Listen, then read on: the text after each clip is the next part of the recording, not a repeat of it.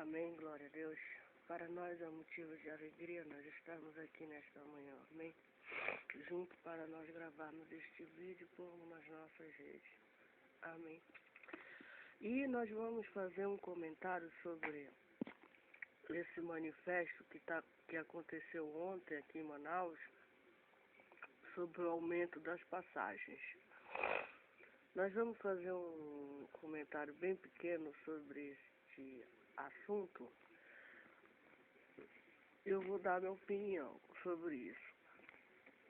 Eu sou a favor deste aumento do prefeito Arthur Virgílio Neto. Eu sou a favor. Amém? Por quê? Primeiro porque para a empresa no qual administra essa atividade em Manaus, para ela pensar em fazer alguma coisa, por exemplo, comprar ônibus novos, contratar mais funcionários, então pagar suas dívidas que ela tem atrasado com as leis, com os trabalhadores, com seus funcionários, ela precisa aumentar alguns custos. Então, eu sou a favor desse aumento, sim. E acho até que foi um aumento muito sensível da parte do prefeito. Ele aumentou só 25 centavos. Isso não vai pesar muito no bolso, quase não vai pesar muito no bolso de ninguém. E eu sou contra essas manifestações que acontecem. Eu sou contra. Por quê? Porque o prefeito, ou o governador, ou uma autoridade, eles são os administradores do município e do estado. Então, se toda vez que eles tomarem uma medida de aumentar passagem de ônibus, toda vez que eles tomarem uma medida de aumentar isso, aumentar aquilo, tiver um manifesto, cadê a autoridade do prefeito? Se ele tomou essa medida de aumentar a passagem dos ônibus em Manaus, como eu já falei, foi um aumento até um pouco sensível, ele pensou no pobre, na pessoa humilde, no trabalhador, ele aumentou 25 centavos, tá entendendo? Então, se toda vez que ele quiser aumentar a passagem, aumentar alguma tarifa, aumentar algum imposto, etc., fizer cadê a autoridade desse homem? Quer dizer que ele vai ter que voltar atrás para agradar uma classe, uma categoria, uma população, negativo. Ele voltou atrás em 2011, quando ele aumentou a tarifa dos ônibus. Todo mundo fez aquele protesto, etc. Mas eu acho que depois de 2011, eu acho que esse aumento é justo. Eu acho. Não tem nada que, organizar aqui na rede social, fazer manifestação. Não, a população tem que se conformar e dar graças a Deus que esse aumento que o prefeito Arthur deu não foi um aumento tão pesado para a população. Não foi, não. Não foi, não. Eu sou a favor desse aumento, tá entendendo? E sou contra essas manifestações. Eu sou contra. Eu sou contra. Eu sou a favor, eu acho que esse aumento veio na hora certa. Ele explicou o negócio da inflação. Se a presidente Dilma, com seus ministros, está aumentando tudo, aumentou gasolina, aumentou combustível, aumentou a energia, vai aumentar até o crediário, vai aumentar... Está aí saindo no jornal direto os aumentos. Vai aumentar isso, vai aumentar aquilo. Por que o prefeito não pode aumentar a passagem do ônibus? Por quê?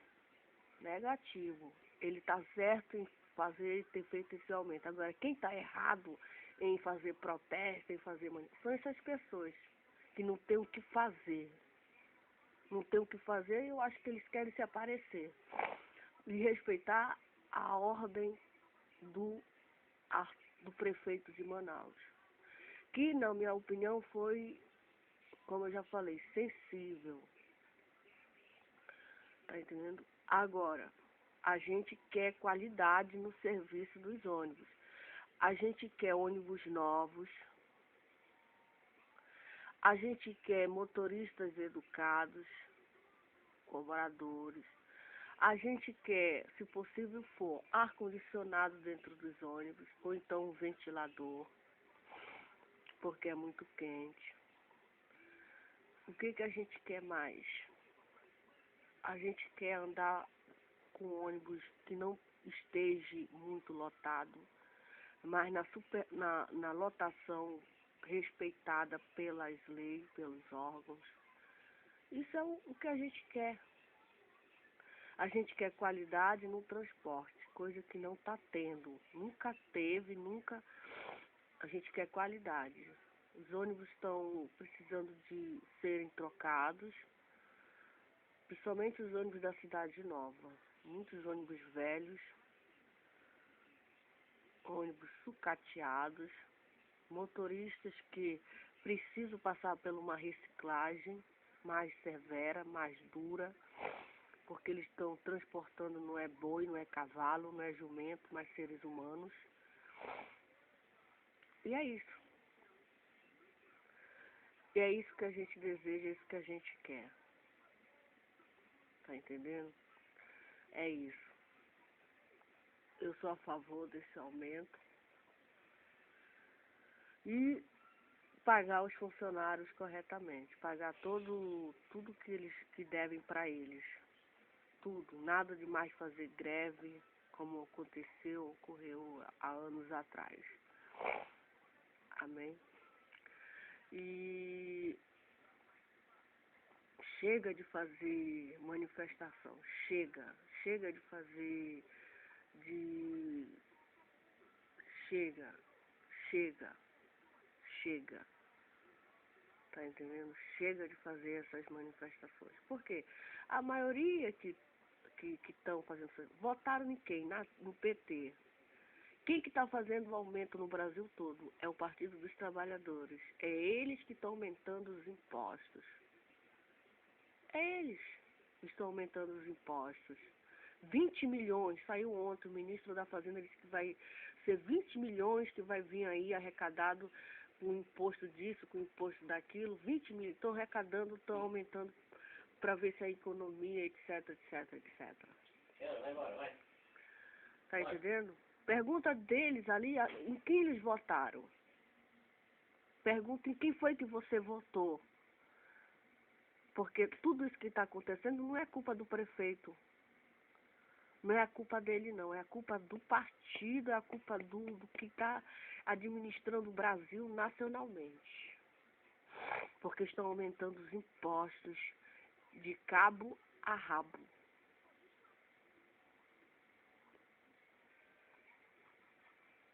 Amém. E ontem eu estava comentando sobre o nascimento de Moisés, o homem segundo o coração de Deus. Eu estava ontem, gravei um vídeo falando do nascimento dele, como foi o nascimento dele, mudando de assunto, eu estava ontem meditando e nós gostaríamos de pedir às pessoas para parar com isso. Respeitar a decisão do prefeito, que foi uma decisão sensata, uma decisão calculada, e agradecer, porque não foi muito pesada para ninguém. 25 centavos, a gente poderia protestar se passasse de 2,75 para R$ 5. Aí sim. Mas não foi, é só de 2,75 para R$ 3. Então, vamos parar de fazer essas manifestações, tá entendendo? Que é o mínimo que a gente deve fazer. E ontem eu estava falando sobre o nascimento do profeta Moisés, como foi, tá entendendo? O cenário, como ele viveu, um cenário de um momento de uma perseguição contra o povo de Deus. Amém? Isso já tinha sido predito lá em Gênesis, quando Deus fala com Moisés, com Abraão, Lá no início de Gênesis, quando Deus fala com Abraão, e aí Deus fala e diz para ele que Abraão nega que Sara é sua mulher. Teve um momento que Abraão teve que negar que a Sara era a mulher dele. Teve um momento. Não porque ele não amava a Sara, ele amava a Sara, mas para poupar a vida dele. Na época de Abraão, a violência era muito grande ali nas terras onde ele peregrinava. Mas era tão grande que ele teve que tomar uma atitude radical. Ele nega que a Sara era a mulher dele. Por que ele faz isso? Para que, através dessa negação, ele pudesse sobressair aos violentos. Porque Sara, segundo a Bíblia, era uma mulher formosa. Era uma mulher muito bonita e chamava a atenção. Por onde ela passava, ela chamava a atenção de reis, príncipes, poderosos. E aí isso aconteceu, isso foi um problema para Abraão, então ele nega que Sara era a mulher dele. Tá entendendo? Ele chegou a negar que Sara era a mulher dele para ele se salvar da morte. Quando ele partiu, o Abraão partiu daquele lugar onde ele estava peregrinando, lá para a terra do sul. E aí Abraão e Sara habitou entre Gades e Sur, e também ele peregrinou lá em Gerar. O que acontece? Ele estava vendo, e havendo Abraão dito de Sara, sua mulher, é minha irmã. Enviou Abimeleque, rei de Gerar, e tomou Sara. Ele era um homem qualquer, não. Ele era o rei de Gerar. E pegou a Sara para ele. Deus, porém, viu Abimeleque em sonho de noite e disse-lhe: eis que é morto. Eis por causa da mulher que tomaste, porque ela está casada com o marido. Então Deus veio a Gerar em sonho. Em sonho Deus veio a Gerar e falou com ele em sonho. Quando ele estava dormindo, aí Deus veio com ele e falou em sonhos. E disse para ele palavras nada agradáveis. E disse para ele assim: eis que é morto. E por causa da mulher, ainda disse por que ele era morto. Eis que é morto. Eis por causa da mulher que tomaste, porque ela está casada com o marido.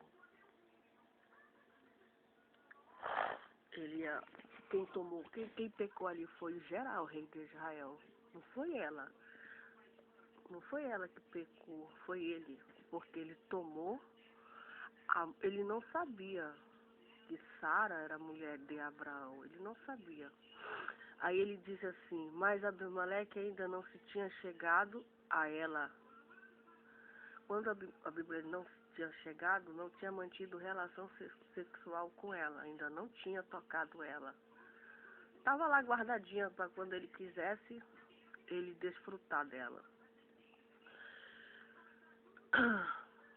Mas Abimeleque ainda não tinha chegado a ela. Por isso disse: Senhor, matarás também uma nação justa? Não, me disse ele. Não, me disse ele mesmo. É minha irmã. E ela também disse: é meu irmão. Em sinceridade do coração e pureza das minhas mãos tenho feito isto. Disse-lhe Deus em sonho: bem sei eu que na sinceridade do teu coração fizeste isto. Bem, Deus sabia. Não precisava ele falar para Deus. Deus sabe tudo. Deus é onipotente, Deus é onisciente, Deus é onipresente. Amém? Ele sabe tudo que a gente faz, o que a gente deixa de fazer. Bem sei eu que na sinceridade do teu coração fizeste isto. E também eu tenho impedido de tu, Gerar, pecar contra mim. Porque se ele tocasse naquela mulher, ele pecaria contra Deus.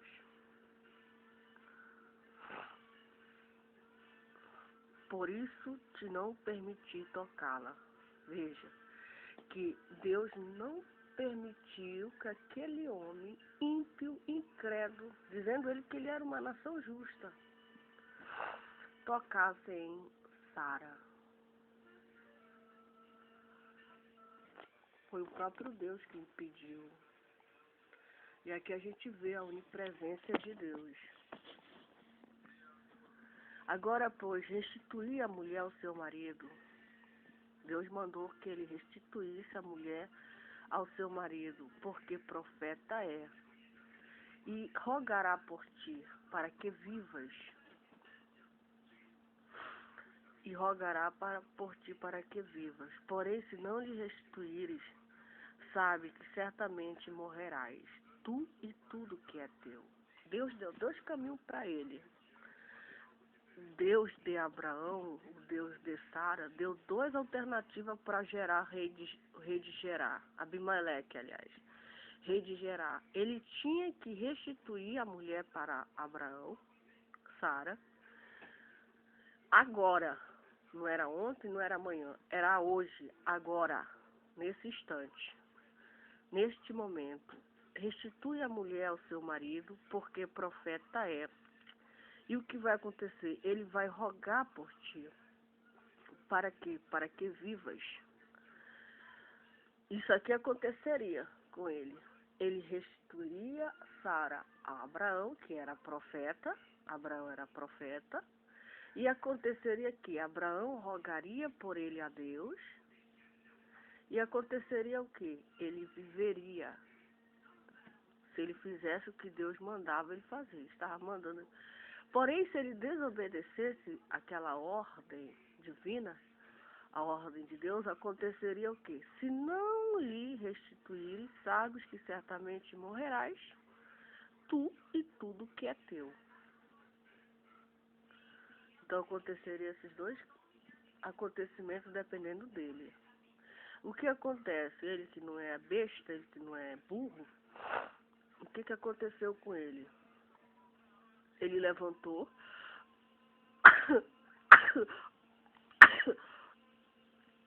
daquele lugar pela manhã, de madrugada. Ele chamou todos os seus servos e ele falou todas essas palavras em seus ouvidos. E o que acontece? Os seus servos ficaram com medo. Todo mundo, meu Deus, temeram muito aqueles varões. Ficaram temerosos. Aconteceu isso contigo? Quer dizer que esse homem aí é um profeta? Ele não é um qualquer homem que a gente estava pensando que a gente poderia fazer o que bem quisesse com ele, com a mulher dele, e etc, etc. Quer dizer que esse homem aí, ele representa o Deus do céu, o Deus da terra? Ele não é um qualquer, não. Então devolve logo essa mulher para ele. Quer dizer que o Deus dele veio no teu sonho, tu estava dormindo. Foi, eu estava dormindo. E falou essas coisas para ti, falou. Aí todo mundo ficou com medo. Meu Deus. Então devolve logo, não pensa 2 vezes. Não pensa 2 vezes. Porque Deus sabia que ele, embora Deus falasse com ele, um homem, ele é tão incrédulo, ele é tão soberbo, ele é tão altivo, ele é tão arrogante, que mesmo ele tendo essa experiência com Deus, ele é tão ímpio, um homem tão injusto, que mesmo tendo essa experiência de sonhar, de Deus falar com ele, no sonho, ele poderia muito bem não acatar as ordens de Deus. Poderia. Como diz o ditado, entra por um ouvido e sai por outro ouvido. Não acatava, não temia. Mas a gente observa aqui, em Gerar, que Abimeleque e os seus varões temeram aquela experiência. Amém. Abimeleque, rei de Gerar, temeu, e os seus servos, aquela, como que se diz, visão, eles temeram. o que estava acontecendo ali não era algo é, é, comum, não. Era algo sobrecomum, sobrenatural. E eles temeram. Meu Deus, se tu não devolver essa mulher para esse homem, todos nós vamos morrer, porque tu cometerá um pecado muito grande contra o Deus deles, que eles servem, que eles são escolhidos. Tu vai atrapalhar os planos desse Deus. E Deus era tão comprometido com os planos dele, com Abraão e Sara, eram duas pessoas que estavam sendo usados para executar os planos de Deus. E Abimeleque vinha atrapalhar tudo. Com certeza ele morreria. Com certeza ele morreria porque ele atrapalharia a obra de Deus na terra. E aí diz a Bíblia que então chamou Abimeleque a Abraão e disse-lhe: que nos fizeste? Que nos fizeste? Em que pequei contra ti para trazeres sobre mim o meu reino tamanho pecado? Tu me fizeste aquilo que não deveria ter feito. Disse mais Abimeleque a Abraão: que tens visto para fazer tal coisa? E disse Abraão: porque eu dizia comigo, certamente não há temor de Deus neste lugar. E eles me matarão por amor da minha mulher. Veja, que Abraão falou com ele mesmo. Consigo, ele falou com a alma dele mesmo. O que foi que ele falou com a alma dele? Certamente não há temor de Deus neste lugar. Ele falou com ele mesmo. Certamente ele estava certo. Ele estava convicto de que em Gerá, no reinado de Gerá, naquelas terras de Cádiz e Sul,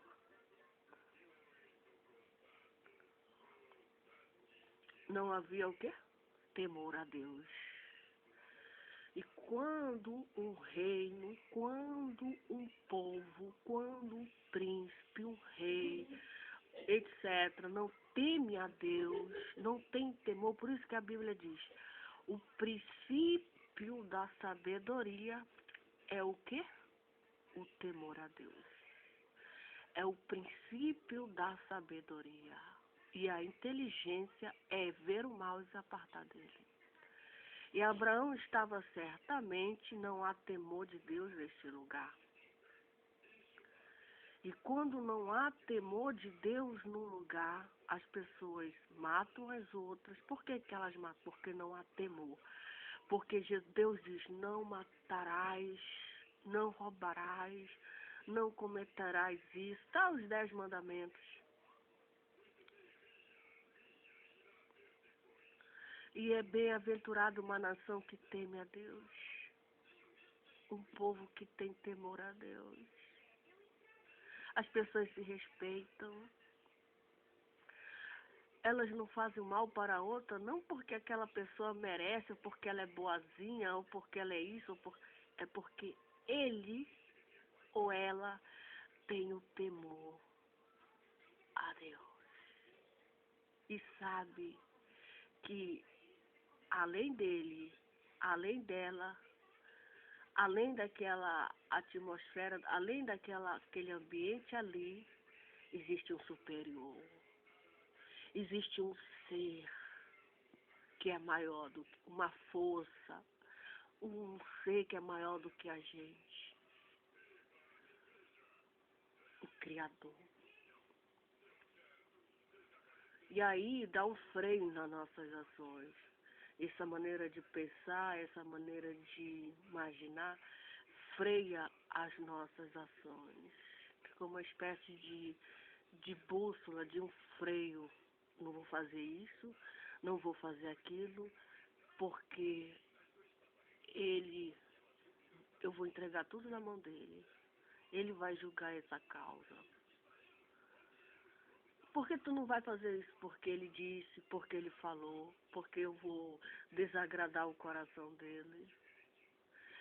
E Abraão estava certo que não tinha temor de Deus naquele lugar. Ele já estava acostumado. Ele andava para um lado, ele andava para o outro. No Egito não existia temor de Deus. Ele foi um peregrinador, ele foi um homem nômade. Ele andava, peregrinava em outras terras. E acontece o quê? Ele dizia com ele mesmo, ele se preocupava. Ele se preocupava naquele lugar, ele se preocupava que vão fazer o mal para nós, Sara. Vão fazer o mal para nós. Por quê? Porque não tem temor de Deus aqui. Essas pessoas são malignas. Vão fazer o mal, e tu é bonita, tu é formosa, vão me matar para ficar contigo. Ele pensava dessa maneira. E ele pensava logicamente, mas Deus livrou ele. Por quê? Porque ele estava dentro dos planos de Deus. Por quê? Porque ele fazia a vontade de Deus. Amém. Quem livrou ele foi Deus. Certamente não há temor de Deus nesse lugar. E eles me matarão por amor da minha mulher. E eles me matarão por amor da minha mulher. Eles iam amar Sara e com certeza eles queriam o amor dela, não queria que ninguém atrapalhasse. E Abraão tinha o amor dela, tem o amor dela.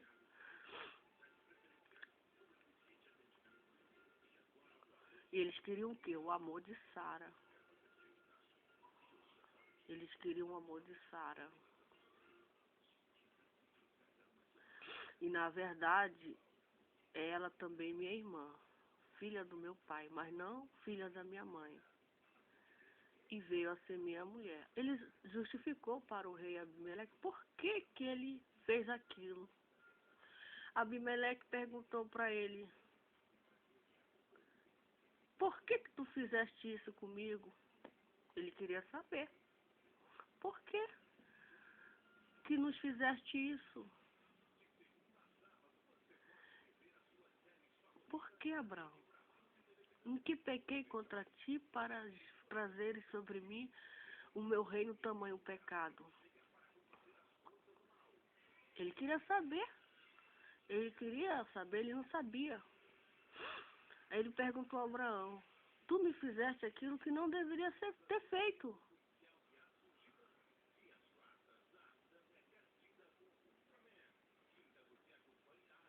Ele estava agoniado.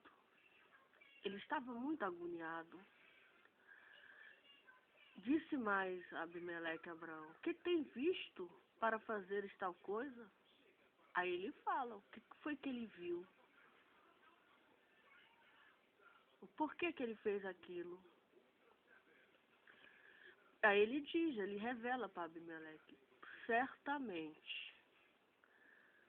Disse Abraão, porque eu dizia comigo, Abimeleque, certamente não há temor de Deus neste lugar. E eles me matarão por amor da minha mulher. Foi por isso que eu fiz isso contigo. Foi por isso, foi por esta razão, por esse motivo, porque não há temor de Deus aqui. E para poupar a minha vida, eu disse que ela era minha irmã. Para que eu vivesse e não morresse, porque vocês me matariam por amor da minha esposa, da minha mulher. Porque vocês queriam o amor dela, vocês queriam ela. E quando vocês soubessem que eu era esposo dela, marido, vocês me matariam. Então, pensando nisso, eu disse que ela era minha irmã. Aí ele diz, mas na verdade ela também é minha irmã. Filha de meu pai, mas não filha da minha mãe, veio a ser minha mulher. E aconteceu que, fazendo-me Deus sair errante da casa do meu pai, eu lhe disse: seja esta a graça que me farás em todo lugar onde viermos. Dize de mim é meu irmão. Então tomou Abimeleque ovelhas e vacas, servos e servas, e deu a Abraão. Restituiu-lhe Sara, sua mulher. E disse Abimeleque: eis que a minha terra está diante da tua face, habita onde bom for aos teus olhos. E Sara disse: vês que tenho dado ao teu marido 1000 moedas de prata, e eis que elas sejam por véu dos olhos, para que todos que contigo... Aqui surge a história do véu. Ah, por que a mulher usa véu? Por que a mulher usa véu? Era um costume lá em Gerá. Sara não usava véu. Sara não usava. Mas devido a essas coisas acontecerem, aí surge a história do véu aqui. Abimeleque diz para Abraão e para Sara: eis que a minha terra está diante da tua face. Habita onde bom for os teus olhos. Ele escolheria uma terra lá, que ele gostava, e lá ele poderia habitar tranquilamente, sem perturbação nenhuma. E a Sara